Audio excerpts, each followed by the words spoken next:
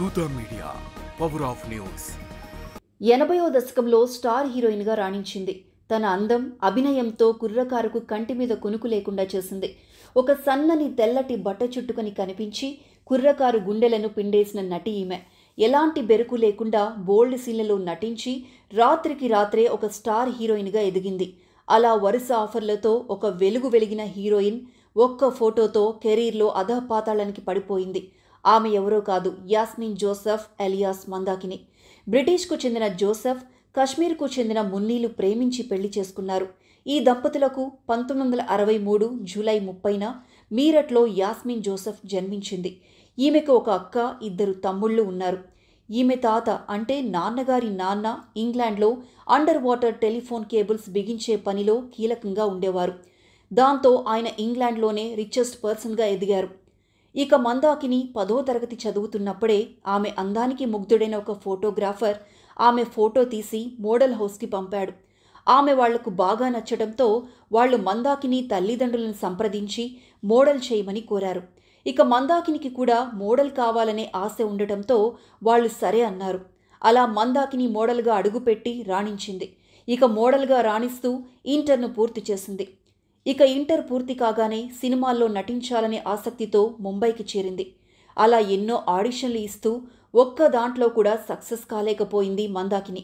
ఇక సినిమా అవకాశాలు రావని నిశ్చయించుకొని అవకాశాల కోసం వెతకటం మానేసింది. ఇక ధర్మాత్ముడు అనే తెలుగు సినిమాను హిందీలో తీయడానికి హీరో కృష్ణ నిర్ణయించుకున్నారు. దర్శకుడిగా రాఘవేంద్రరావు, నిర్మాతగా కృష్ణ హీరోయిన్ కోసం వెతుకుతున్న సమయంలో మోడల్ హౌస్ నుంచి మందాకిని ఫోటోలు తెప్పించుకొని చూసి నచ్చటంతో ఆమెను పిలిపించి ఆడిషన్ నిర్వహించి హీరోయిన్గా ఎంపిక చేశారు. ఇక ఈ సినిమా చేస్తున్న సమయంలోనే రాజ్ కపూర్, ఆయన చిన్న కొడుకు రాజీవ్ కపూర్ హీరోగా ఒక సినిమాను ప్లాన్ చేసుకుని హీరోయిన్ కోసం చూస్తున్న సమయంలో మందాకిని ఫోటో చూసి ఈమెను హీరోయిన్గా ఎంపిక చేశారు. ఈ సినిమానే 1985లో రిలీజ్ అయిన రామ్ తేరీ గంగా మైలీ సినిమా ఆమె కెరీర్లోనే టాప్ మూవీగా నిలిచింది. ఈ చిత్రంలో ఆజారే అనే పాటలో ఆమె పండించిన గ్లామర్ పాత్ర ఇప్పటికీ యువతకు గిలిగింతలు పెడుతుంది. ఆ పాట అప్పట్లో సంచలనం రేపింది. ఆ పాటలో ఆమె క్షణాల పాటు నగ్నంగా కనిపించడంతో సినిమాను యువత పిచ్చెక్కినట్టు చూశారు. ఈ సినిమా సక్సెస్తో ఎన్నో అవకాశాలు ఆమె ఇంటి తలుపు తట్టాయి. తెలుగులో 70mm నిర్మించిన మొదటి సినిమా సింహాసనం. పద్మాలయ సంస్థ నిర్మించిన ఈ చిత్రంతో కృష్ణ దర్శకునిగా పరిచయమయ్యారు. 1986లో వచ్చిన సింహాసనం చిత్రంలో కృష్ణ, జయప్రద, రాధా హీరోయిన్లు కాగా మందాకిని మరో ప్రధాన పాత్రలో నటించి మెప్పించారు.